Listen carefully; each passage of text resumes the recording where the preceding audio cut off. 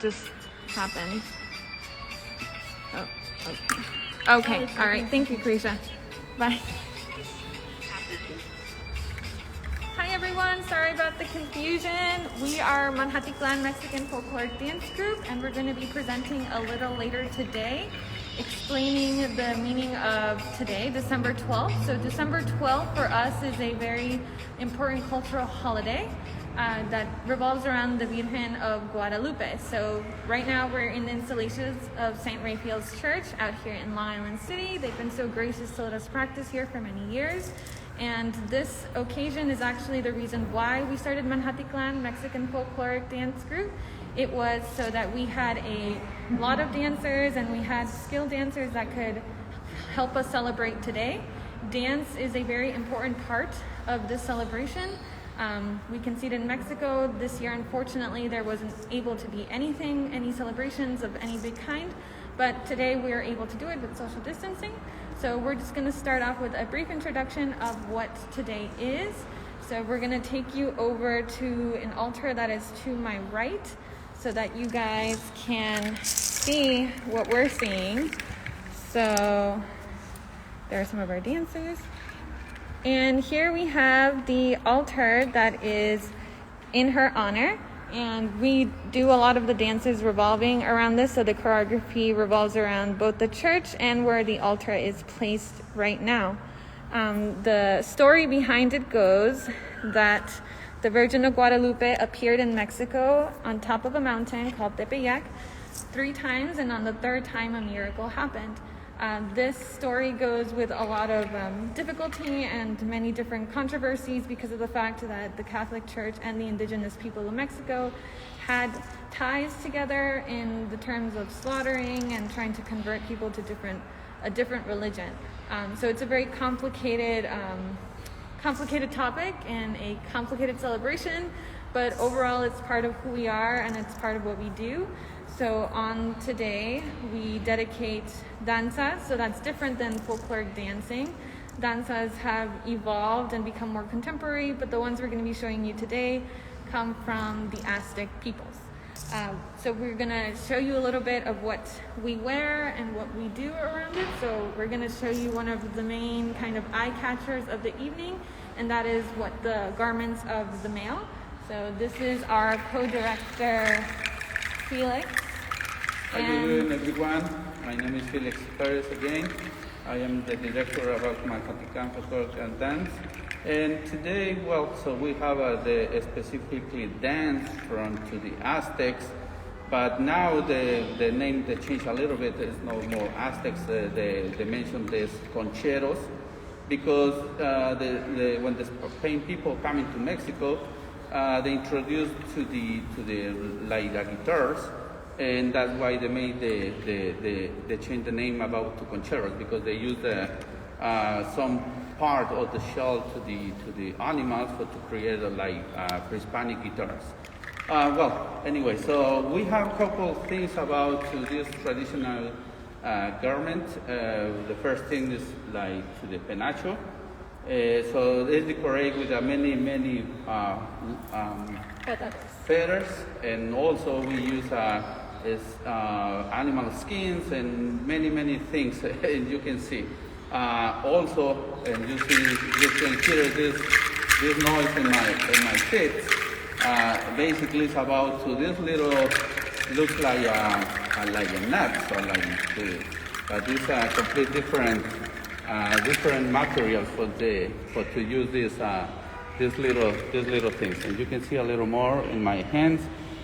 So basically, when you have this one completely new, they come in with everything inside.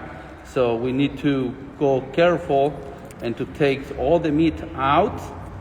We need to open it very careful because otherwise this is the happens, the broken, and then they can use any more.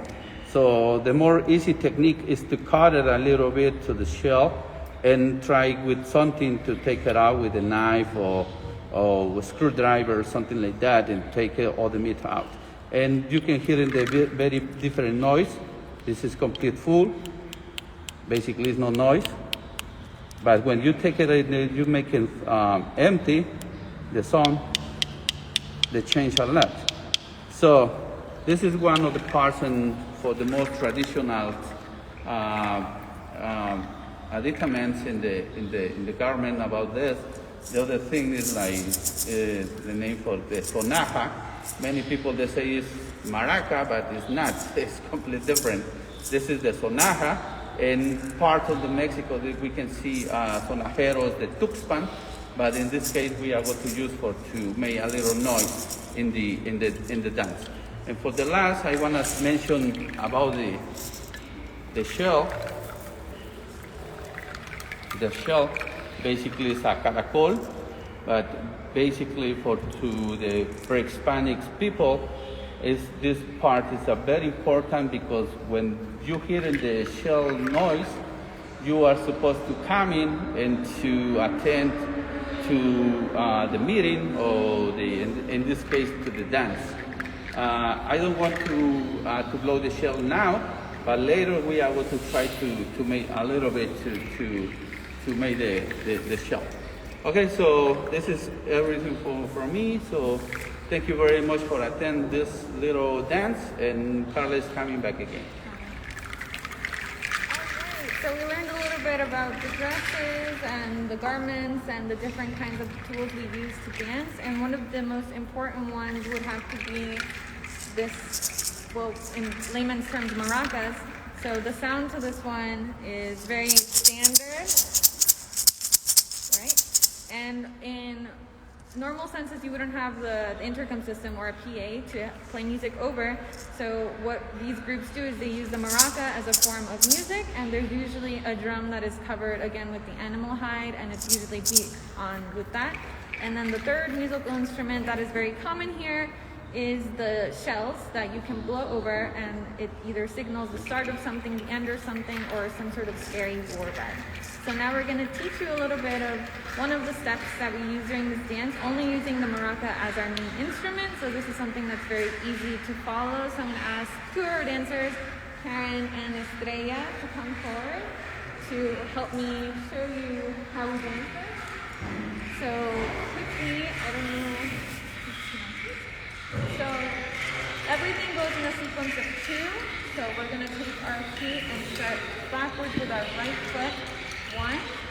And the other simple step is taking our left foot 1. So I'm going to do it backwards for you guys, and then we can do it forward. So all we're going to do is take our right foot back, 1 and 2. And then we're going to take our left foot back and doing the same thing, 1 and 2. And then for the last one, we're going to do one last with our right foot. So we're going to step forward backwards again, and 1 and 2. So together, it's going to look something like this. 1 and 2, 1 and 2, 1 and 2. All right. So it's very simple. So we're going to do it again in slow motion. So all we do is take our right foot back, 1 and 2, 1 and 2, 1 and 2. All right. So that was the first 3 parts of this simple sequence. After that, all we're going to do is 1, 2, 3. So what do I mean by that? We end with 1 and 2, 1 and 2, 1 and 2, 1, 2, 3. All right, so we're going to do that small sequence again one more time. So we're going to do it in 1 and 2, 1 and 2, 1 and 2, 1, 2, 3. All right, so the sequence just with the maraca, so we can follow along, is 1 and 2, 1 and 2, 1 and 2, 1, 2, 3. And we're just going to do this part together. So just the maraca, 1, 2, 3, and 1 and 2, 1 and 2, 1 and 2, 1, 2, 3. Great. So we're going to try to put it together. Let's do it. 1, 2, 3, and 1 and 2, 1 and 2, 1 and 2, 1, 2, 3. And then it just keeps repeating over and over. So it might seem simple, but this is one of the faster you go, the nicer it looks. So I'm going to let you see them do it like super fast speed. So they're going to do it how we normally do it, which is very fast. So let's try it. 1, 2, 3, and.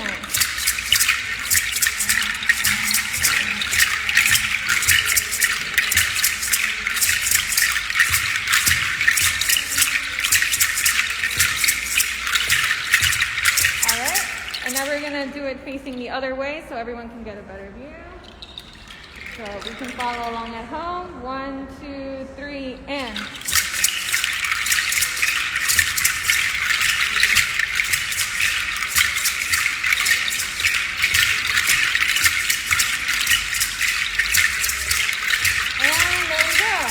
That was one of the simple steps, and you're going to be seeing this step featured in our third dance that we're going to present for you today. And I think we're going to get along started and showing you the entire sequence so you can see where the altar is and all the dancers. We're going to be presenting a number of 4 different dances. The first one you're going to be seeing is only women with ribbons. The second dance is only men performing in the front. The third dance you're going to see, again, only women going in the main aisle. And the fourth dance, you're going to be seeing the combination of both the men and the women together, dancing towards the front and the main aisle. So we're going to ask you to give us about 1 minute so we could set up and bring one of you guys all the way up there so we can get a bird's eye view of what everything looks like. Choreography in these pieces is very important. The footwork might seem basic or simple, but when put together in a group, which is what these dances are meant to be, you can start seeing the different shapes and the intertwining of what everything looks like. So if you can bear with us 1 minute, we're gonna get set up and bring you guys on YouTube all the way up there so you can get a bird's eye view of everything. And we'll be right back.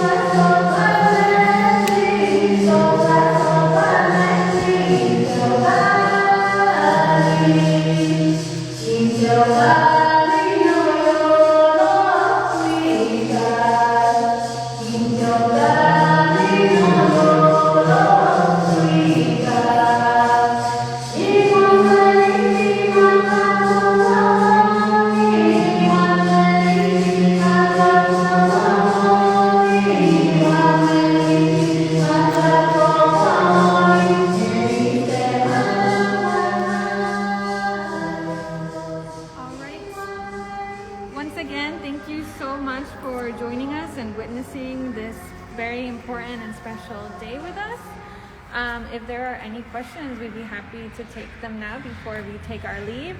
We're actually performing for a regular mass today at 8 p.m.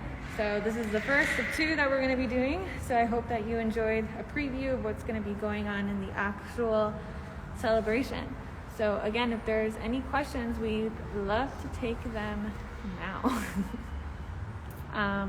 Maybe just as a closing kind of thing, we decided that on top of what we do with dancing, we are trying our best to incorporate design, installation art, and different kinds of artwork. So the altar that you actually saw where everyone was dancing around was actually built by the families themselves last night. So that is part of what we try to do here. So what were the names of the dances? So that's a very good question, and they're very long names. The first one, a lot of them are spelled with the letter X, which is not common in the English language, but in Spanish, and especially in Mexico, a lot of our words start with the letter X in terms of Aztec origins. So the first one is called Xochipitzahuatl. So I would love to spell that out for you, but that would take kind of a while. So again, the first one was called Xochipitzahuatl. The second one we call, what's the second one? That's a very good question. I'm gonna have to go back to you on that one, Carisha. So yes, but all of them, the first one is very well known, and then the one that was only the men, that one's called Concheros. Is there anything else? Okay, I think we're good. Maybe I'll just let the dancers say goodbye. They're all in the back, so there's quite a lot of them, but please be assured that everyone's following social distancing, everyone's wearing a mask, so maybe we could just say goodbye. One porra, a la bio. A la bio, a la ba, a la bi, Manhatitlan, Manhatitlan, ra, ra, ra. Yeah, they're a little tired, so excuse them for that one. But okay, so it was nice seeing you all, and I think we'll be logging out now. So again, I'm Carla, this is my sister Jasmine. Hi. And then we have one of our helpers, Lynn, behind the camera. So again, it was lovely to see everybody, and we hope that maybe we see you again next year. All right, goodbye.